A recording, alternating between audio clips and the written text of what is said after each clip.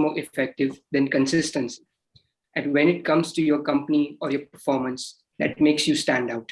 Good afternoon to our esteemed speaker, Professor Abrar Ali Sayed from Uzzian University, Honorable Dr. Nilay Yagnik, the Provost of Navrachna University, respected Dr. P.V. Xavier, Associate Dean for the School of Liberal Studies and Education, respected faculty, and all my fellow batchmates and attendees. I, Ashraj Parmar from the Senior MSW here at Navrachna University, welcome you to the Entrepreneurial Challenges for Young Entrepreneur, organized by School of Liberal Studies and Education of Navrachna in association with the Department of Social Work. I'm looking forward to hear from our speaker, and I'm very optimistic that we will all have a lot to take away from today's webinar. And now I'd like to call upon Vishwa from Senior MSW from Navrachna University to welcome our Honorable Provost.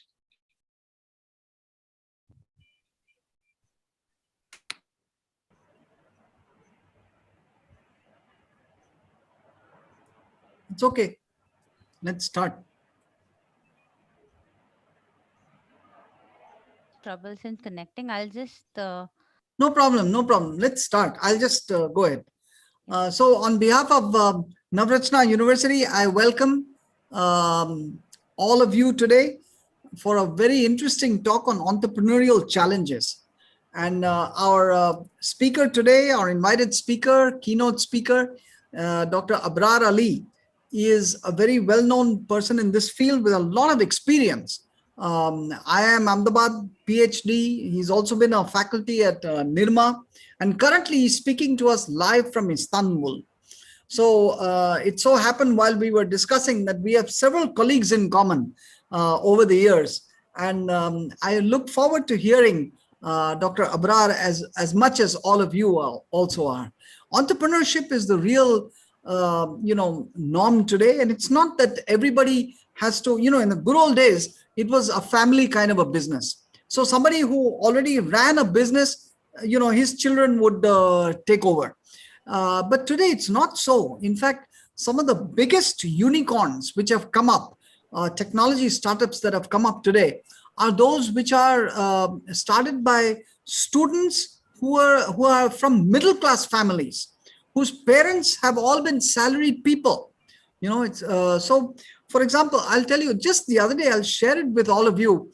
A very interesting article came in the Economic Times. And this was about, I think, towards the end of July. And it was the title was An Entrepreneurship Factory in the Desert, right? It was a story of my alma mater, BITS Pilani, where right bang in the heart of the desert, they've started this entrepreneurship for several years now. And they've managed to incubate and come up with some unicorns, actually, who are now unicorns. Unicorn, $1 billion plus market capitalization. Significant among them are Big Basket, right? I'm sure every one of you knows. Big Basket is started by a guy who's 1 year my junior at BITS Pilani, Hari Menon. He's a Bitsian. Redbus, another example. Redbus, I'm sure you people know, if you must have booked online by Fanindra Sama. He's also a Bitsian. Several years my junior, but he's a Bitsian all the same. Swiggy, another example, right, of a Bitsian startup, BITS Pilani startup. So Majeti is the founder. So the point I'm making is that, and all of these people are middle-class people, who come from salary. Their parents were salaried people working in organizations, So it's no more about family businesses only, or somebody bringing in the big bucks and starting. It's people with a good idea. That is what is needed now. The idea is the most important thing. And you'll find the money will come in from people, venture capital funds and all that. Anyway, so I look forward to hearing Dr. Abral as much as all of you. Thank you so much for this wonderful session. Yes, sir. Welcome to Navrachna University. Thank you so much, sir. It's an honor and privilege to to speak to you and to your students and faculty is of Navrachna University. And thanks for the invitation. Thanks, Yashraj, for introduction. So, sir, what I'm going to do is I'm going to talk for around 40-45 minutes and going to give insights of my observations, experiences, and interactions with the different types of startups and entrepreneurs, and what I learned from them, and then share with the students, and then we'll be happy answering their questions. Yeah. So I have a short presentation.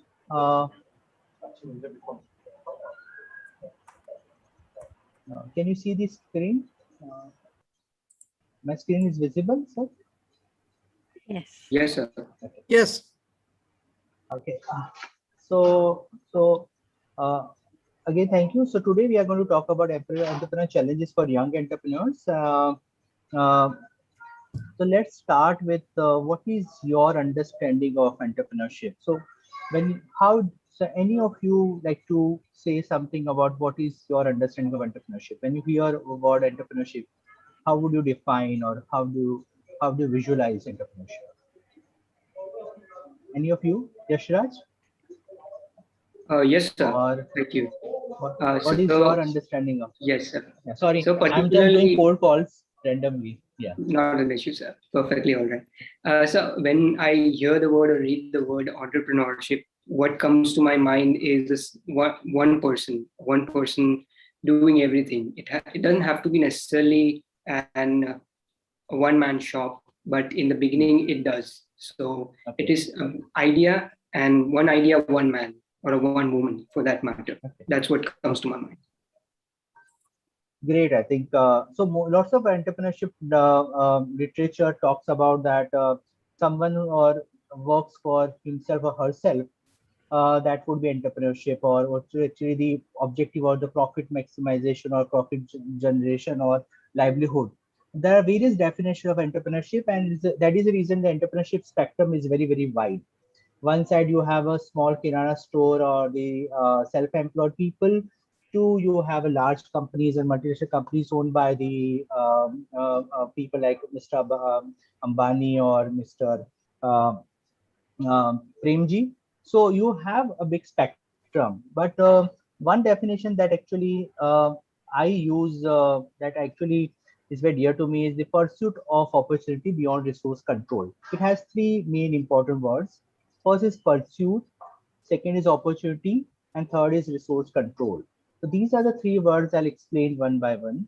So pursuit is the attitude, belief, and action of individual entrepreneur, and that makes a lot of difference. The passion, the balance, the discipline, the attitude, mindset, all these are actually deciding factor, and that's what lots of researchers have studied. I'll give some examples related to that, but I think if you just focus on this part would be interesting. So resilience, these are the important characteristics of entrepreneurs that actually make them entrepreneurs, and they are different from managers. Uh, Second is opportunity, and this is very, very critical. The how you actually identify the opportunity and pursue the opportunity. It could be in terms of innovative offerings.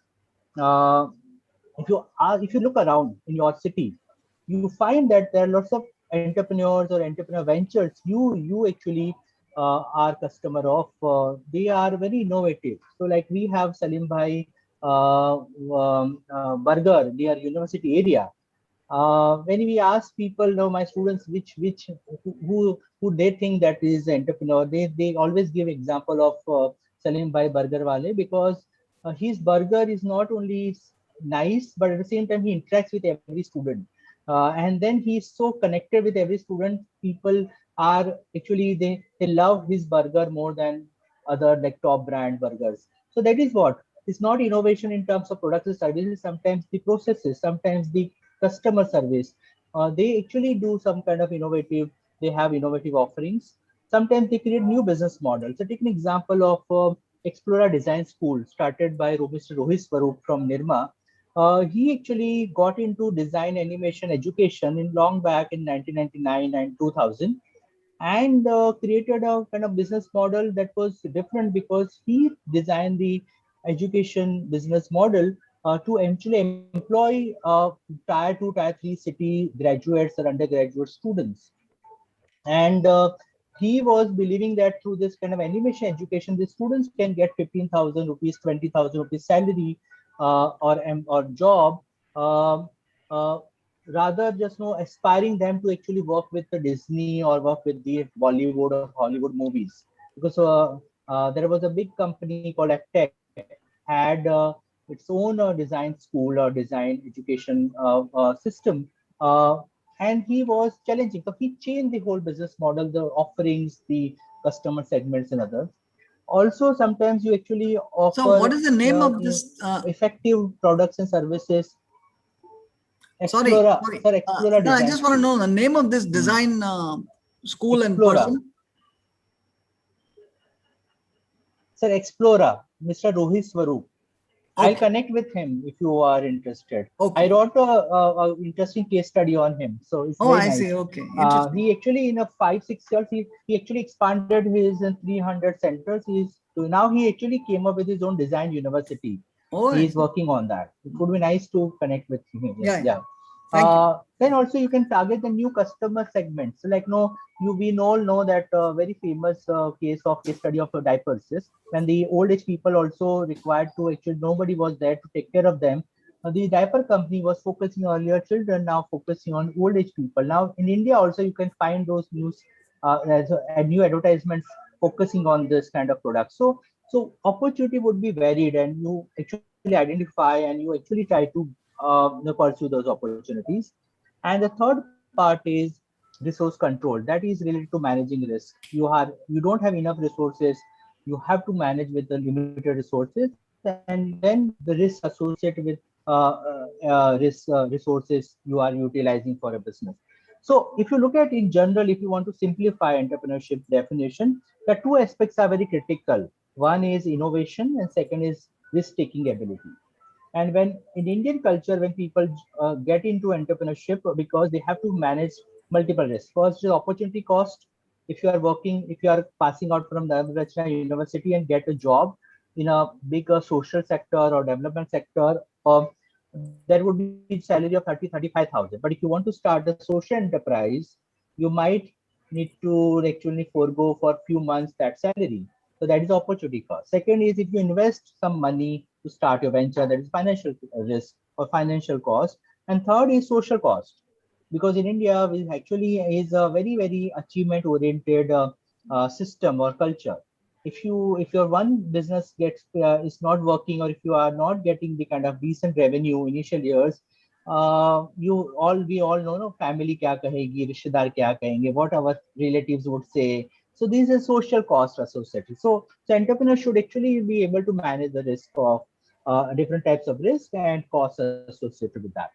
But as I said, two elements are very critical: the innovation, and second is risk management or risk taking ability. These are the two different traits that make entrepreneur compared to manager. So some important aspects. Entrepreneurship mindset is different from investment mindset. I'll give a small example of one of my students. I was teaching in Nirma, an executive program. He had a friend, and he was very close to me. So they both used to come and we used to have a coffee together. And this man was around 35 years old, and he was from Patra, Unja district. I don't know whether you know that Unja is famous for spices. Especially, so he was a Patel and he have traditional family business of spices. And but he was not happy. So whenever he used to come, he used to come with some different business ideas. He would say, "Sir, I want to start this. I want to start this." And he was basically MSc mathematics from MJ, very famous college in Ahmedabad called MJ School of Science. And he actually he was feeling that his family business is not cool, and he was also in a real estate business. So one day he came and he said that I have now new idea of having organic milk. This is long back around 2012 I'm talking about. And he was just every time was pushing me. So I said, okay, fine. Now I'll come with you. Let's do a feasibility study. I'll come to Unja for a day. Let's do a feasibility study. So this is a guy who is actually having the business of 250 bags of spices every day. that he has a capacity of 500 bags. He can actually expand his business from 250 bags to 500 bags, or that's, we call thela in Gujarati. So this what, and but he was not happy, and this was his traditional family business. So we went to his city called Unja, where all these rich Patels are living together, and they are mostly NRI, so they are very much aware about organic milk because they keep traveling to UK and USA, and their friends are there and all. So I told him, don't discuss with anyone, and let's do. So we invited all the women of the society, very elite women of the society, and we said, I have a company. We are planning to have organic milk farm in Unja. Would you like to buy milk? So some women say, no, we cannot trust. How we would how you would assure that you are actually using organic milk, or are you giving kind of treatment to cows and cattle, that no, is your processes are okay? Some women say, no, no, our doodh wala bhaiya is for many years. We trust him, and we get 1 kilo of ghee after, no, from the malai. So we cannot trust now. We cannot trust. So what happened? All the 15, 20 women, they rejected idea. So here, customer side, we did a feasibility study that this elite women, educated women, NRI women didn't like the idea of buying organic milk. Then we thought, let's go to supplier side. So we thought, let's go to some of the milk farmers, those who are having cattle, and we can actually study them. So he had some connection, and we went there in nearby villages. He had some friends. They were doing milk farming, and then we found that couple of them were working themselves, cleaning cow dung, washing the kettle, and all this. And we asked them that what is happening. Then they said it's difficult to get labor there, and they ended up doing sometime all this, managing cattle themselves. So while coming back, he was saying, sir, can I hire some manager or some people? They would do all this for me. And then I asked him, do you have an entrepreneurship mindset or do you have investment mindset? If you have investment mindset, you always think that someone else would work for you. You will hire, and that is very common challenge lots of young entrepreneurs are having. They come to me and they said, my father is ready to invest in a cafe. How I'm going to start a cafe? So if you think that if your father is going to invest and you are hiring people and they would manage the business, it means that you have investment mindset, you don't have entrepreneurship mindset. If you have entrepreneurship mindset, then you should be able to clean the cattle, you should be able to milk the cattle, and you should be able to sell the milk, and you should be able to convince the women of the society to buy the milk. But if you don't have that mindset, and that is what is you should ask, this first question is, am I having investment mindset or am I having entrepreneurship mindset? And if you don't have entrepreneurship mindset, then what should we do? You should look around. Nobody can teach you entrepreneurship than your context. And especially in Gujarat is a land of entrepreneurs. You have every society, every family will have some interesting case studies. And what you need to do, and also entrepreneurship exists in different contexts. Appreciate. I think Sir was right. The BITS Pilani has a great success rate of the an effectiveness of their incubation center is much more effective than some of the IIMs. But sometimes entrepreneurship is not about the technology startups or e-commerce based startups or web-based startups. Entrepreneurship exists in small traditional bazaar to family businesses to community-based businesses like Parsis, Khojas, Boras, Memons, Sindhis, Marwadis are doing for many years. And also entrepreneurship in different industry clusters. In Gujarat, we have ceramic cluster in Morbi, we have diamond cluster in Surat, we have textile cluster in Jitpur, we have chemical cluster in Bharuch and Ankleshwar. We have electronics cluster in Baroda. We have handicraft cluster in Kutch. And these entrepreneurs who are working in these clusters, they have an automobile cluster in Rajkot. They are also entrepreneurs. They are manufacturing industry. They are producing lots of products that are of international standard. They are doing lots of export business. Now, look at Rajkot. All the top automobile companies are buying spare parts from Rajkot. You name the Kutch, every artisan in Kutch, he has traveled to around 92 countries or 90 countries and did exhibitions. So now look at this. So then if you don't have entrepreneurship mindset, you should develop that entrepreneurship mindset. And how you can do, look around and see that the entrepreneurship has different challenges. Every entrepreneur in different contexts will have some benefit or will face some challenges. So you should understand that. That's what I do when I teach entrepreneurship in India. I ask my students to spend 5 weeks in different contexts. The first week they go to traditional bazaar and learn entrepreneurship from the sabzi wala and from the fruit sellers, and from all this they observe who is selling more fruit or vegetable in a vegetable market compared to other 40, and then they learn. Similarly, they will spend time with Sindhis, Marwadis, Boras, Jains, and understand how they do business, because they are doing something right. That's how they are actually continuing the business tradition for more than 1,000 years. So observe and reflect. That is very, very important. And from the families, from the community, and from the people of India, we have so many interesting case studies in and around us. Like taking example, the Radhe Krishna, this diamond in Hare Krishna diamond merchant in Surat, yes. And you know that how he trained his son. How he trained? He had more than 1,000 crores of business. But what he did, he asked his son to go to South India and work and earn some 5 lakh rupees. And his son went to South India. He did his Yes, petty sir. jobs, Yes. then started his business. Yes, that's Yes. how. Yogi is a Why good he friend had of mine. Oh, very nice. So that's The how. So Dolakia yeah, so family. Yes, sir. yeah, very nice. Yeah, Shah, so then you can learn from them. Yes, so we have so many around us. We don't learn. We think that our university would teach us, but it would be nice that you look around and learn and then reflect, and then that reflection would be helpful, and then think about how this learning I can actually incorporate in my business idea, or what I can do interestingly when I try to do entrepreneurship.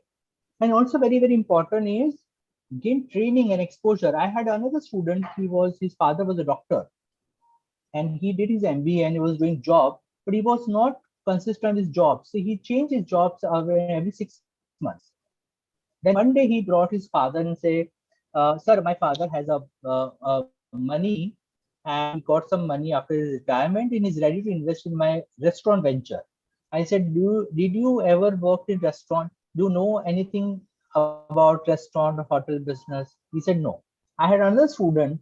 His name is Raju Gupta, very dear to me. He was studying in Nirma, uh, and he is now operation head of Hevmore. So I asked my student to actually employ this boy for 9 months, and I told his father, if your son can work in Hevmore for 9 months without leaving job, then you should invest in his business.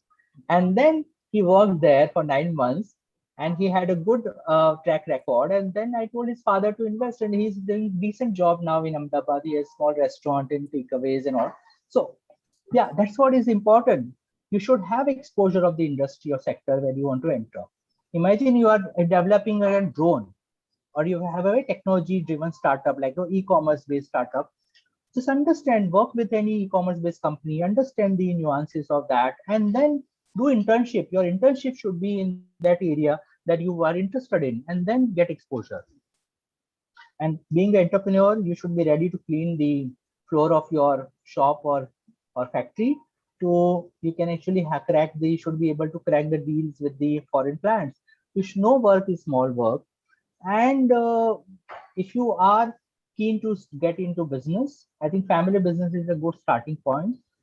Go and visit your father's factory, visit your uncle's factory, observe, study, and then gain this knowledge of, because for entrepreneur is not about developing products and services. You should have a communication skills, you should have negotiation skills, you should have interpersonal skills, you should be able to sell, you should be able to manage accounts, you should should be able to manage operations. So I think these are the skills when you actually go and learn. I think that would be useful. So these are the things I think especially students from, I think, young entrepreneurs should consider and should actually keep in mind. Okay. So new ideas and innovation, how they coming? You cannot have, very rarely you find that people have the very radical innovative ideas. Radical innovations are rare. They are mostly incremental in nature. They are a small increment. So like take the example, the Swiggy or Zomato are already the applications are there. They just contextualize. They just created Indian version of that. Flipkart was again the copy of Amazon, and again you see the journey is very similar to Amazon. So lots of like lots of companies like Google or Apple or 3M, they are very innovative. But similarly, like, for young entrepreneur, you can always have incremental innovation. Can anyone tell me about this photo? Any of you know about this photo? Do you know about this company called Mythic Cool? Yeah, I mean, I think this is the fridge which they have made out of mud, and Yes, they have and it claims to be as effective as our electric fridge, and it's very eco-friendly. yes, And they have yes. such Did spots. you? I Yeah, very use nice. Yes. Matlu, that that Yeah, matka yeah, that yeah, they yeah. have. Matlo is very. Yeah, and Yeah, yeah. their They and have, their yeah. So this. bottles. Yeah. Yeah, yeah. So this fridge now is being used in Paris, in France, for storing wine bottles also. So this is Mansukh Bhai Prajapati in Morbi, and how the innovation came. Uh, he actually was coming from Potter's family, and he saw his father, his brother, working for 8 hours and 10 hours every day, were not able to earn money. So what he do? He actually brought innovation in terms of bringing the machine automation in pottery. That was first thing he did. And what happened during that, he had some lots of pots he made. He became very famous because he was producing 2000 pots in one day. But earlier, traditionally, they were making 20 pots in a day. And then earthquake happened, and his whole factory collapsed, and all the pots were destroyed. So one of the local newspaper reporter had a headline in Gujarati that local fridge, Martino fridge, were collapsed or destroyed, something like that. So then he got this idea, and then he created this fridge out of mud. So because matla is a locally, it's like, no, it's for something to cool down. Yes. So he gave this fancy headline, and that idea came. He's now doing more than 25 innovation. He has a pressure cooker made of mud. He's selling internationally. He's selling in 25 countries his products. He got the National Innovation Foundation award from President of India, and he is now got featured in a movie called Padman. He got featured in Kaun Banega Crorepati last season. Now look at this. How the innovation came? The problem of the community, Potter community. He wanted to help his Potter community, and then that's how the idea came. I give another example, very interesting example of Gaurav Parekh. Gaurav Parekh is a young boy, age of 27, 28, from Bhavnagar. He's a food technologist. And what happened? His father's having the family business of milk and milk-related products in Bhavnagar. If you are in Bhavnagar, from Bhavnagar, you should be knowing about Bachubai Dudhwada. Bachubai Dudhwada is a very famous brand where they actually sell this milk and milk-related products like Shrikhand, ghee, dahi, and or gulab jamun and some sweets. Now, this boy decided he will not go back to his family business. He will study food technology, and he would work in Amul. So he worked in Amul, and he learned how the technology was used in Netherlands to make the traditional craft of cheese into mass production. He had a fascination of cheese. So what happened in around 2014, uh, their family business was stagnant, and his elder uncle thrown his father out of the business. And this boy was working with KitKat that time in Goa, in a KitKat plant. He left his job to help his father. They started the new company called Crave Suitable from their veranda. Started he brought food technology knowledge for traditional confectionery and sweet and snacks business of Indian snack and sweet business. And he found the Son Papudi's origin is in Turkey. and here it's called pashmina. There is a sweet, and he got a machine from Turkey and started producing son papdi at 8 rupees per kg, where earlier the traditional halwais were making, using hands to actually make those sugar threads, and they were not hygienic, and you cannot have a multiple flavors. He got this machine that made son papdi 8 rupees per kg with 8 to 9 flavors, hygienic and focus on packaging, and started selling. Now his company in last 5 years became the 200 crore rupees company. He recently told me that he now getting into goat cheese manufacturing because cheese was his first love, and now he again got a contract with Turkish company. And look at this boy, what he did. He brought technology into traditional business. And how the idea came from the problem of family. Came Mansukh Bhai's case came from a problem of the society or community of the Potter community. I give another example of one of my students called Ravina Gohil. She is a food blogger in Ahmedabad. She was coming from middle class family, and she had love for cakes. And she couldn't buy cakes because they couldn't afford cakes. And her father had some businesses that got failed, and they lost lots of money. She was working when she was doing her MBA from Ahmedabad University. She was working in an HR company, but she wanted to make cakes, and she bought this Pillsbury ready to cook mixture. And but she was not happy with that, and she was not getting the taste like some long, very famous cakes and our pastry shops.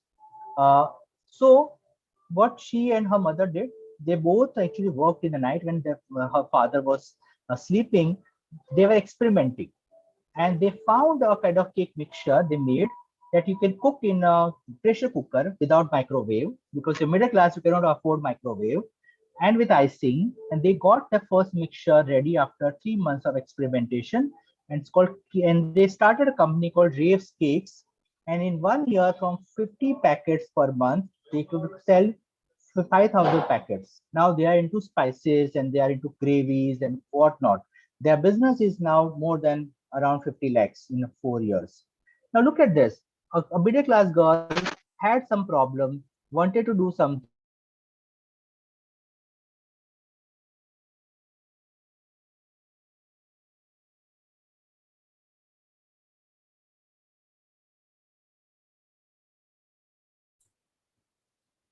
Is he disconnected or something? Yeah, I Lost think I got connection. disconnected. Yeah, Hello, we sir. can hear you. Yeah, sorry. I'm just okay. So where were you? Sorry. Hello. Yes, you were talking about the Ahmedabad startup that was doing more than 50 lakhs in 4 years.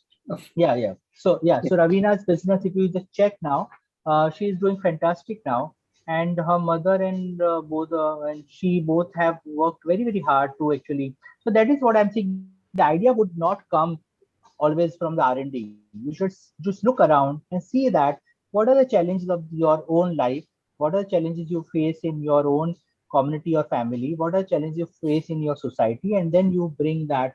I have another friend. She is actually worked with a mental health people in a mental hospital in. She's a TIS pass out, and she was working in Ahmedabad, and then she found that these people who are mentally challenged, they don't have any employment avenues. So she went back to Lucknow and started a social startup called Kitli.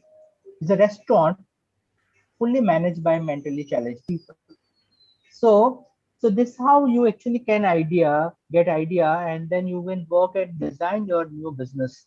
And that is that you everyone should do. Just look around, and you don't need to actually know.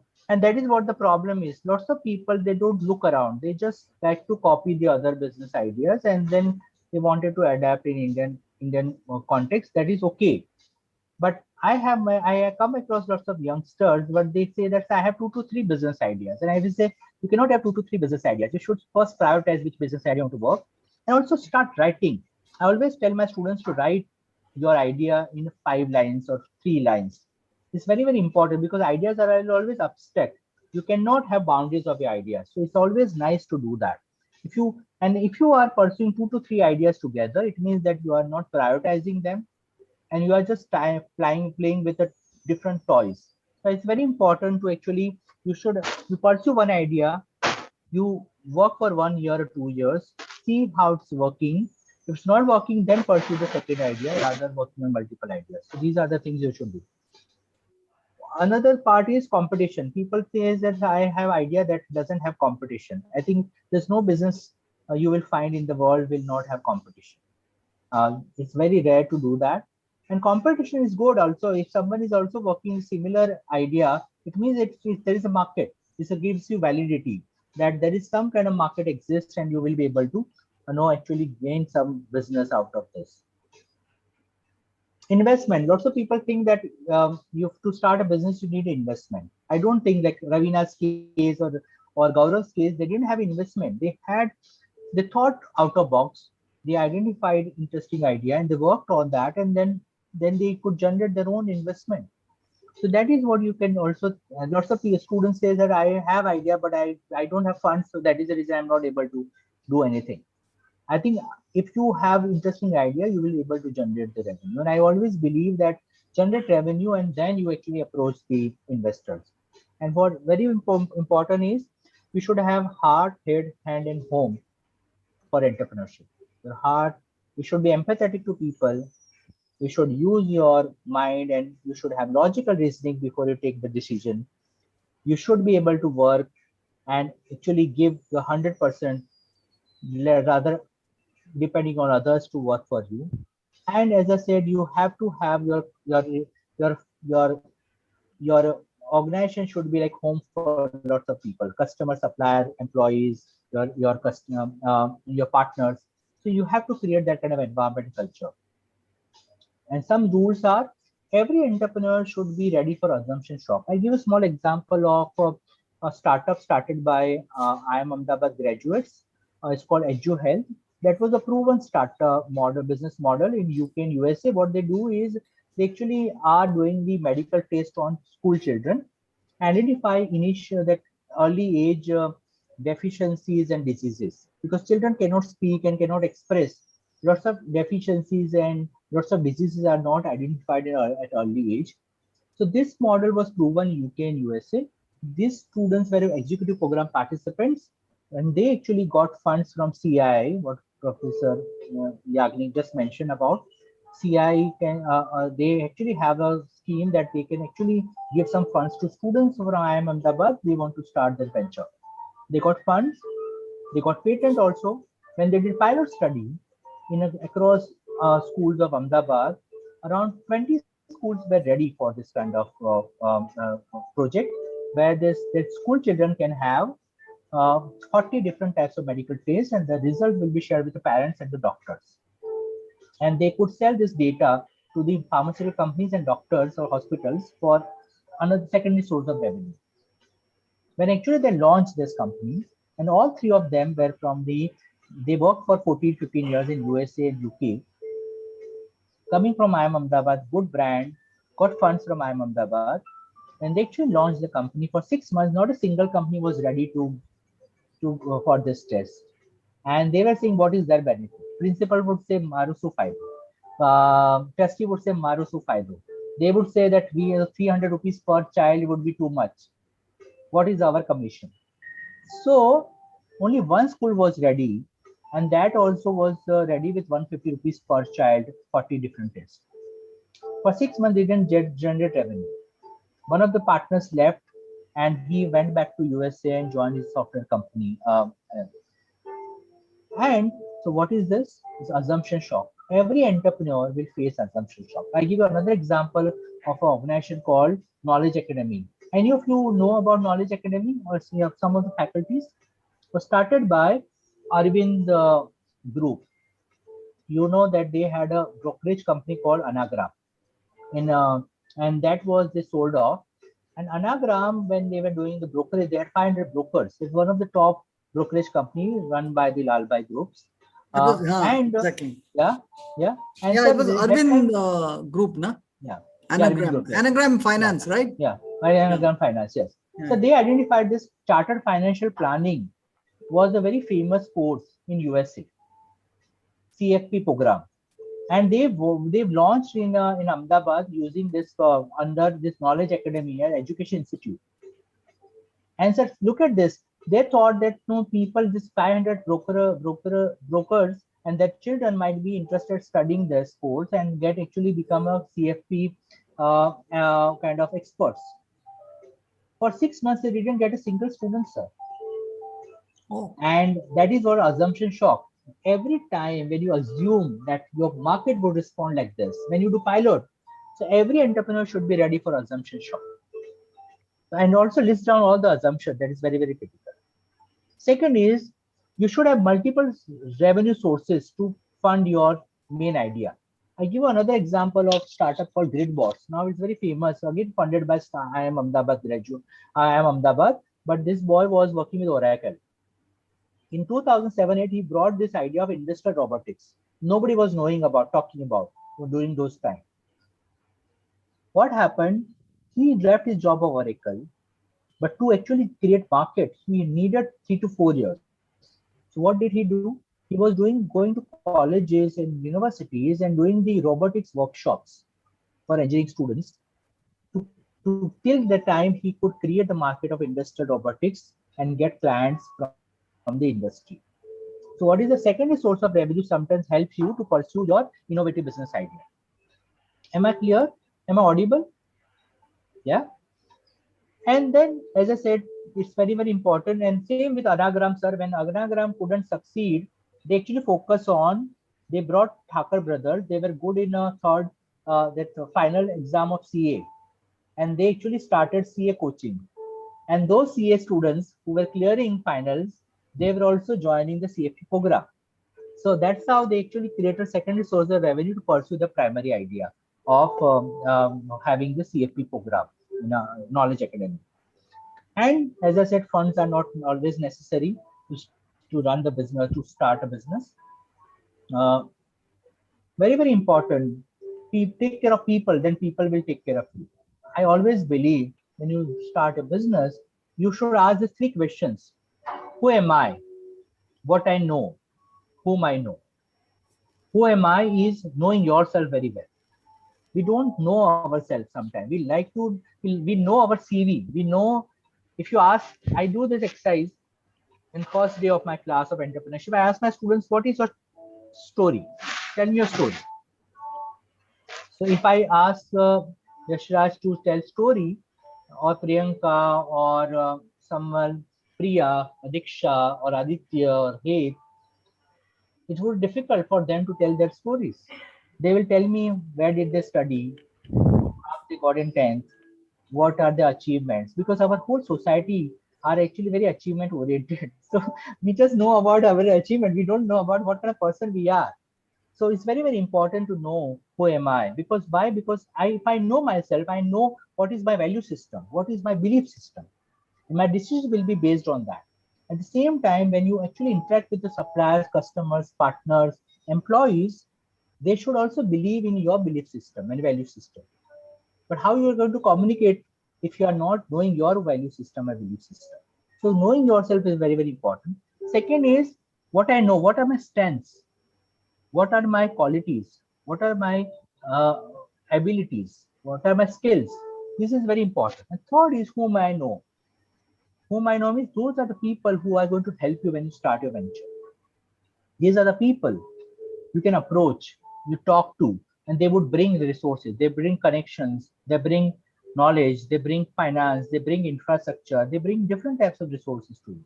And these are the 3 questions that every entrepreneur should know. Who am I? What I know, whom I know. And this is what is important. If you know that very well, then you can get the support of the people when you start a venture. When you are going failing also, people would hold your hand and help you.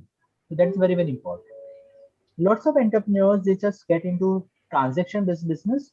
Our Indian society is based on relationships. And it's very, very important. Most of the unicorns what sir mentioned about, they got support of their faculties of BITS Pilani a lot. They got support of the incubation network, alumni network. So this is very, very important. Build relationship. Your faculties are very, very important. You never know, some tomorrow after 5 years down the line, your Sri Agni can connect one of you to Swiggy owner and would be helpful. So that is very, very important. Yes. And collaboration. Identify which are the resources you don't have, which are the capabilities you don't have, which are the skills you don't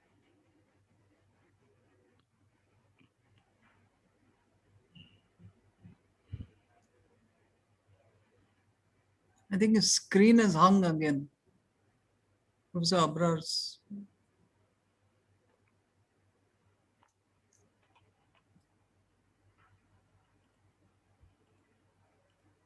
I think ours is working, isn't it?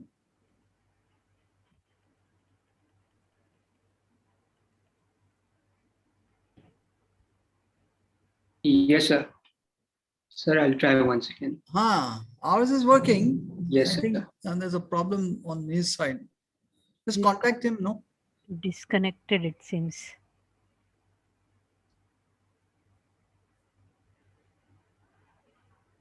Disconnected. Yeah. Sir, he's back, sir. There. Yeah. You'll have to unmute, sir. My apologies, sir, again. Sorry. This is hello. Can you hear me? Yes, sir. Hello. Yes, sir. You're audible, sir. Hello. Yes, sir. Go ahead. Yeah, you are audible. Can you hear me? Yes, Yes, sir, yes. we are. We can hear you. Go ahead, sir. Just respond back. Okay. So my apologies. Here the internet is a little shaky. Sorry for this. So yeah. So I'm in last slide. Sorry. I'm not. So yeah. So that was a. I think this was the last point. Collaboration is key. Your friends, your colleagues, your classmates are very important. So know about them, work with them, and build great businesses and ventures. Thank you so much. Hello. Yes, sir. Thank you, Professor Sayed, for sharing your insightful views with us. You're audible, sir. Thank you so much. I hope many of us will find it very helpful, not only in our entrepreneurial journey, but also in our social work journey. And, adjust, evaluate, and evolve into an outstanding professional in our respective fields. And you have touched upon many interesting points, and I could recognize both of them, not only as an entrepreneur, but also as a social worker. Moving ahead to one of the most interesting part of today's webinar is the question and answer session. So I want to open the floor to any and all questions that we have for Professor Sayed today.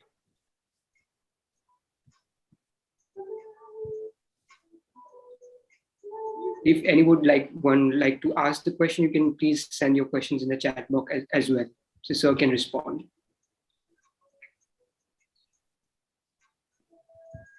I would like to rather go first, and most of my students would come up and ask me, okay, ma'am, I would want to become an entrepreneur and I want to do this and I want to do that. But usually when we try to dig deep into them and when we ask questions like you would do to your students, like, whether are you an investor or are you an entrepreneur, most of them have this entire fancy idea that, entrepreneur is somebody who is, is going to be leading a team of people. So I have a good idea, now I should go about.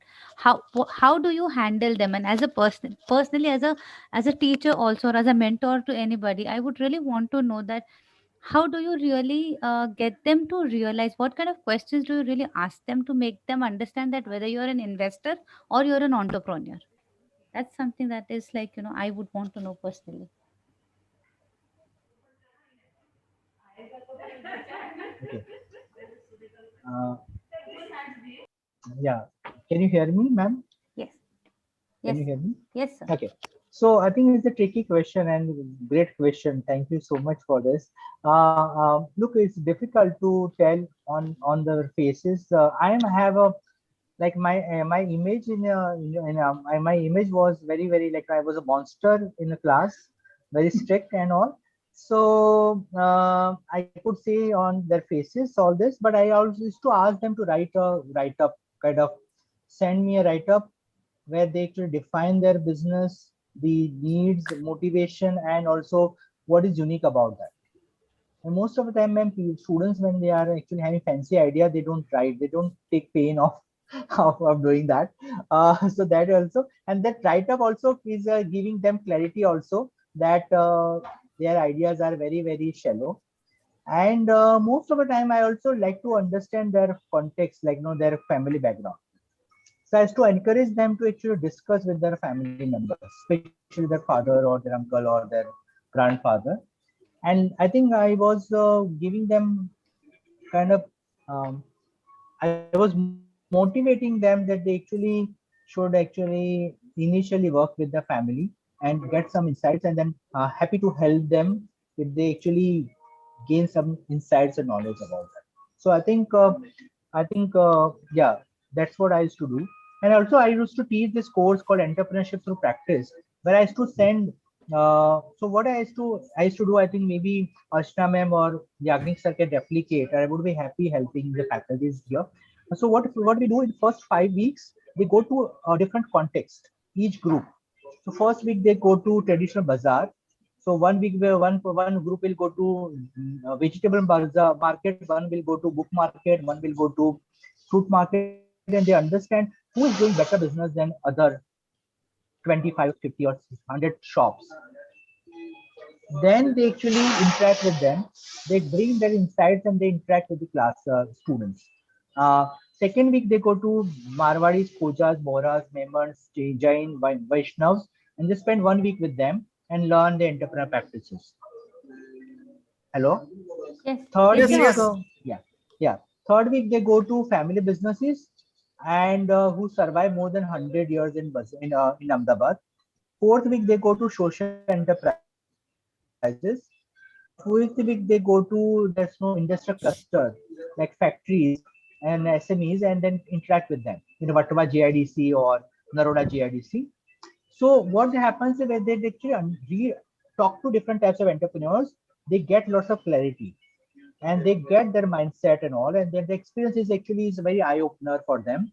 And then what we do, ma'am, we actually do one small exercise where they actually creativity exercise. They actually use 10 items from the campus, from the university campus, and they make one product out of it in 20 minutes. They collect 10 items and then they make one product, and they all in a Raivari or Bhadra market, like your what is your Ghantaghar or something in a railway station kind of bazaar.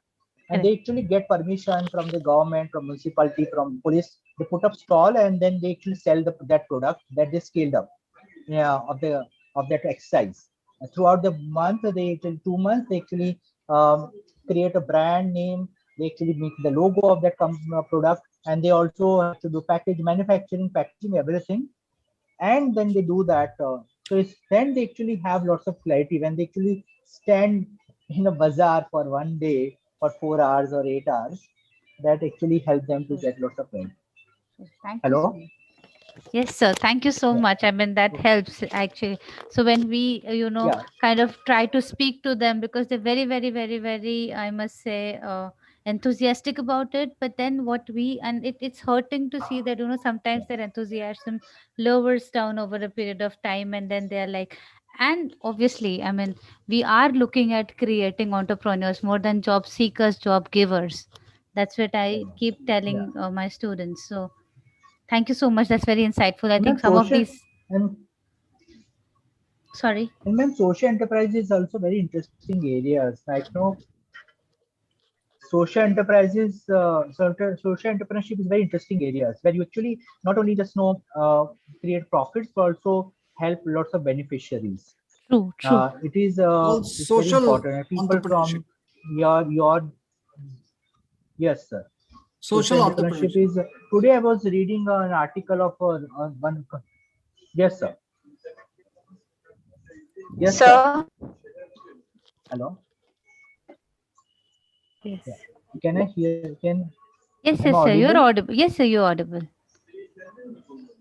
sir, You I have a question. Yeah. Yagnik sir is not audible. No, I think, Tabia, can you please wait? I think Dr. Abrar was speaking. Please continue, sir. No, I think Abrar. I'm done. Waiting for I'll you, talk sir. You about were it. saying something about Okay. social entrepreneurship. So, sir, I was saying that today morning I was reading an article of a couple of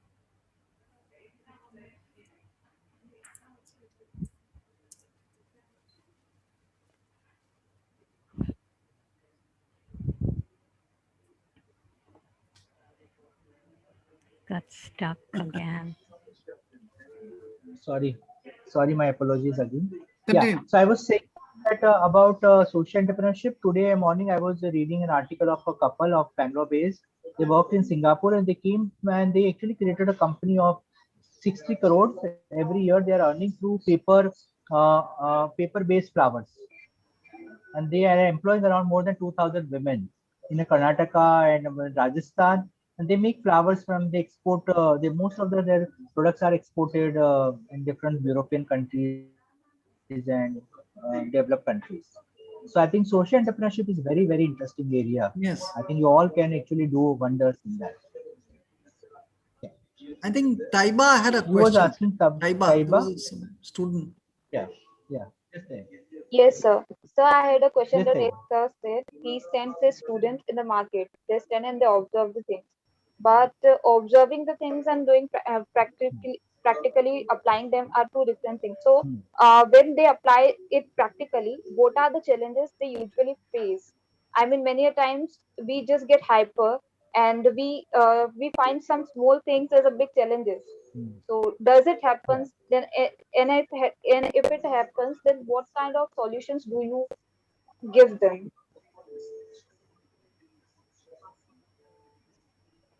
Interesting question. I think very good question, Taiba.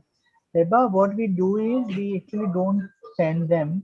We send them some research questions. So there is very focused interaction they have in the market. Okay, and I have a back of mind. I have a understanding that what concept or theory I want to teach from that context. So if I send them to traditional business community, I actually focus on the role of religion, role of caste, role of how to handle the traditional community-based or family businesses, the challenges with that. So every context has its own themes and the theories connected with that.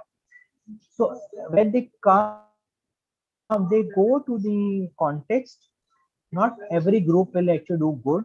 They have their own challenges. But what happens is in entrepreneurship, we also teach them to overcome challenges. Sometimes no getting connection. I tell them no, you need to talk to two Parsi entrepreneurs or work with one Parsi team. Now they have to utilize a network. I told you now that concept of what I know, whom I know, and so they actually use their family, parent, and all this. They actually practice entrepreneurship. They to get those two connections in every context is a challenge for each group, and they utilize that, and they actually indirectly practicing entrepreneurship because those concepts of entrepreneurship. But also, what happens is in the classroom after then they come back from the field work, I moderate the discussion. So I keep reminding them the focus of this, their observation, and that is the role of a teacher to actually have a very focused discussion around the themes what we have decided to learn or Uh, Taiba, could you kindly introduce yourself? Yes, sir. So I'm Taiba Makrani from BBLLB second year. BPLL. BBA LLB second year, Oh, Navrashna Sir, BBLL. University. our Okay, student, okay. BBA LLB. Sir. Okay, okay. Yeah, so glad you joined. Okay.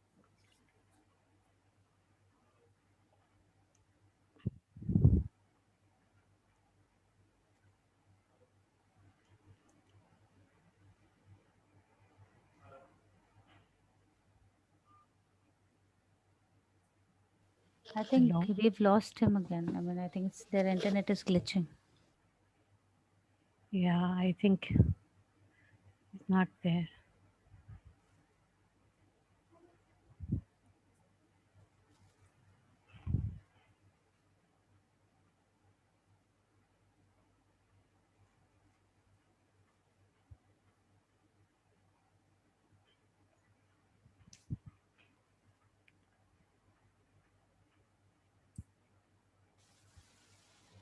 Any questions? I think Yashraj? Yes, sir. I do have multiple questions. I was just waiting, let everyone finish, and Once he then comes perhaps back, at the you end. ask. Yes, ma'am. Just, I think again he's lost his connection. Oh, Yeah, he's achha. back. Oh, I see. I see. Yeah. Sir, you are on mute, sir. My apologies again, sir. Yes. Sorry. As soon as I start connecting through my mobile, uh, again I get connected back. So sorry for this. Hello. Yes, sir. You're audible, sir. Hello. Sir, actually, yes, sir. We can hear you. Yashraj, ask your question. Yes, sir. Hello. Sir, am I audible, sir? Professor Syed, sir?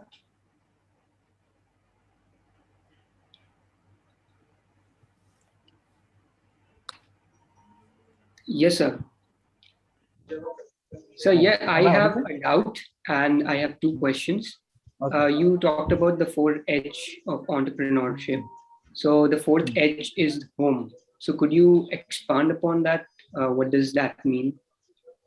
The fourth So edge. it has, yeah. So it talk about this comfort of doing something.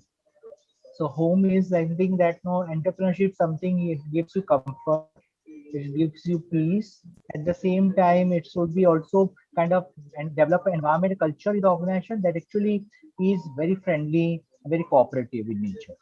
So that is what I talked about. That entrepreneurship is focus you on kind of home kind of thing with heart, hand, and head. It's very important. So talking about that, the what kind of leadership you are going to have, how you are going to actually develop an environment that would be more collaborative, more cooperation driven. Yeah. And also, you should be happy and you should be enjoying, not because you are doing to prove yourself. I recently got on a consulting assignment from Surat-based company. They are actually the owner wanted to get into some business, not because he was in line, but he had his cousin. He had dispute with his cousin. He wanted to prove his cousin he can start a new business. So he asked me to do that. Can I do feasibility study? I said, look, if you are interested, then I can work as a as a consultant, and I can help you. But it's not to prove your cousin that you are a great entrepreneur kind of thing. Yeah. So yeah. Okay. But Tayyaba, did I answer Tayyiba's question? Yes, sir. You Okay. answered it. Okay. Thank you. Yeah. Thank you, sir. Yes, that did answer my question. So, my second question to you is you talked about the assumption shock, which is something that a lot of entrepreneurs miss. So, is the assumption shock to be compared with the stagnation period also? Because sometimes we over evaluate things or under evaluate things. So, that leads to a stagnation period where the business is not going anywhere. So, you're just expecting things to happen and things are not happening. And because of pandemic, that has done damage to a lot of businesses. So I could think you? I would not say the stagnant. Yeah. So that yeah. See, if you have to everyone would know that there will be stagnation period and then it will be growth period. Yes, every entrepreneur journey will have a cycle.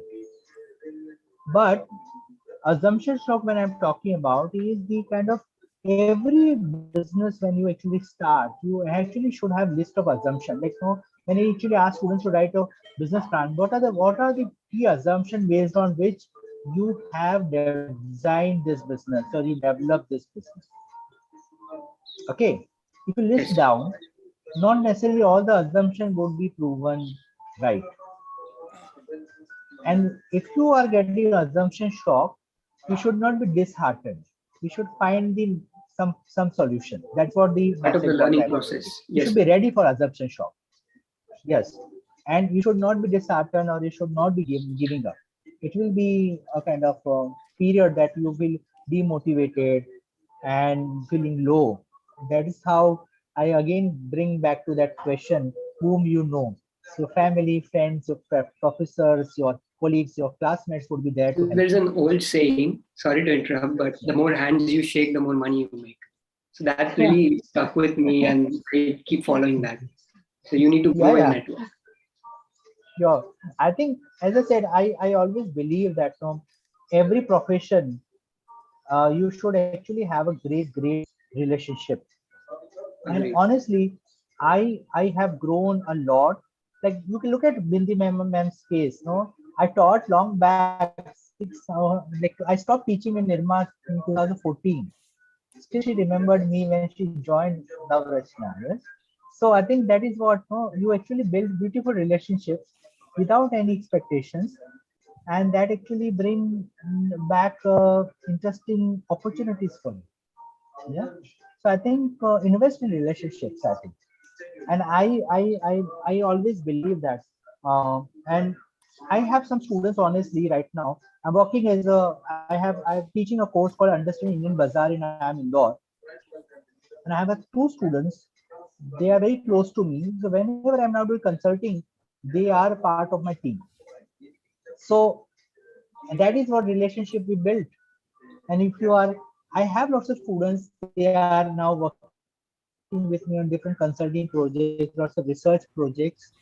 I actually recommended them for lots of PhD programs abroad and some of the projects in IIM Ahmedabad. I think that's what, because we had good relationship. We actually have, and that is what I think they were without any expectation. They actually been nice to me, and I was like their mentor. We actually, that's how the relationship evolved, and now we are together. So that is what I think. Invest in relationships. So my last and final question to you. I'm sure there are plenty of other questions also, so I'll make it quick. So what are your views on the AI coming in? The future is, of course, artificial intelligence. Yeah. And when do you think a business is ready for an IPO? Because last few weeks I've been keeping close track of the new IPO, which is of Zomato, and the prices have skyrocketed. It was performed well beyond expectations. So what are your views on the AI and what an entrepreneur should do to learn AI or perhaps get in sync with the technology? And when a business is ready for an IPO? Yeah, I think one is so about AI. AI is the future, and I think everyone, all of us, should actually have some exposure. I think there are good parties like ISB Hyderabad, I know, or IIM Ahmedabad, and lots of other institutions on you can find in MOOC on EDX, the EDX and Coursera. You find lots of interesting courses. I think having not necessarily maybe how you're going to use, but I think every one of us might be using AI based some kind of technology for either research, for entrepreneurship, or for in our profession. So I think having exposure is something we can. I can see that more and more companies are using AI-based technology. Here in Turkey also, they have a separate park for developing defense technology, and they are using AI a lot in this. So I think, and if you have a startup on AI based, they can you can get citizenship here. You can actually get entry in Turkey because they are promoting lots of startups focusing on AI based technologies. So yeah, so there's a great future. About IPO, I feel that it's based on the traction. I think it's all about at what time you need more investment, or are you, because again startup has two ways of generating investments. One is that, from private equity funds, Incubation, yes. and also, yeah, and also a private equity fund is based on the speculation, and again the future speculation, and that is reason that would be easy initial base. But then IPO is basically when the shareholders or stock market is focusing on the performance, financial performance, not based on assumption. So I think when you have a strong financial performance, then is a good time to actually get into IPO, because I don't think the stock market or share market will be that generous like private equity funds. Precisely. Thank you, sir. So I think they would be they need some. Yeah. Any other question?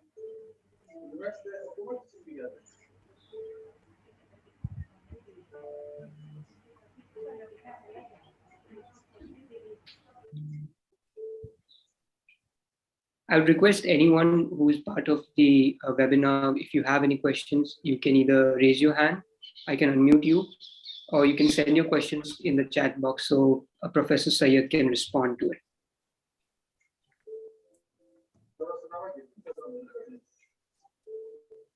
So I believe, I think there are no questions from anyone's side. Yes. So I would formally like to close the question answer session. So it was quite an enlightening experience to interact with you, and it was an endearing discussion. Unfortunately, all good things must come to an end. Nonetheless, I would gracefully propose a formal vote of thanks to our esteemed Professor Sayed, Honorable Dr. Yagnik, respected Dr. P.V. Xavier, and our valued faculty, and my fellow batchmates and attendees. It's my privilege on this occasion to propose a vote of thanks on behalf of Navrajna University and Department of Social Work and the entire School of Liberal Studies and Education here together. We'd like to extend our heartfelt gratitude to you, sir, Professor Sayed, for gracing your important work and sharing your insights with both academic and professional views and opinions today, sir. Thank you so much for your time, sir. Thank you, Yashraj, and I think it was an honor and privilege to interact with you all. I think so Professor Yagnik and Professor Archana and all of you, Professor Priyanka, and I think I hope I have not disappointed you, and sorry for terrible internet connection. But I think happy to help students, and anytime if you need any help, I think it would be good starting to have a small kind of center or incubation center or kind of development center, I think, at the university, and would be happy to actually contribute wherever you find me suitable. Yeah. And That's very kind of you, sir. Thank you. Sure, definitely. Thank you, sir. If we've stopped this, I mean, if the program is over, can we stop the YouTube link for, please? Yes, sir. Because I want to stop the YouTube link.